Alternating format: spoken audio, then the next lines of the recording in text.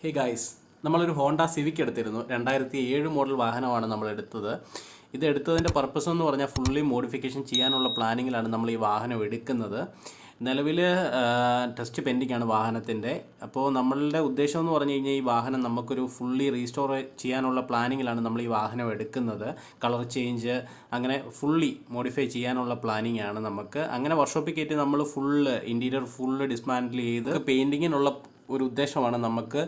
അങ്ങനെ വാഹനം നമ്മൾ എല്ലാം ഡിസ്മാൻഡിൽ ചെയ്തെല്ലാം കഴിഞ്ഞ് നേരെ വണ്ടി വാഷിങ്ങിനാണ് നമ്മൾ അടുത്തത് കയറ്റിയത്. വാഷിങ്ങിന് കയറ്റിയതിൻ്റെ പർപ്പസ് എന്ന് പറഞ്ഞു കഴിഞ്ഞാൽ അത്യാവശ്യം പാച്ച് വർക്ക്, ചെറിയ ചെറിയ പാച്ച് വർക്ക്, അത്യാവശ്യം ബോഡിയിലോ കാര്യങ്ങളോ അങ്ങനെയല്ല, ഫ്രണ്ടിൽ ചെറിയ ചെറിയ പാച്ച് വർക്കുകൾ, ഇത്രയും വർഷം പഴക്കമുള്ളതിൻ്റേതായിട്ടുള്ള ചെറിയ ചെറിയ പാച്ച് വർക്കുകൾ വാഹനത്തിനുണ്ട്. അപ്പോൾ അതെല്ലാം ഒന്ന് ക്ലിയർ ചെയ്യാൻ വേണ്ടിയിട്ടാണ് നമ്മൾ ഫുള്ളി വണ്ടി ഒന്ന് വാഷ് ചെയ്തെടുക്കുന്നത്.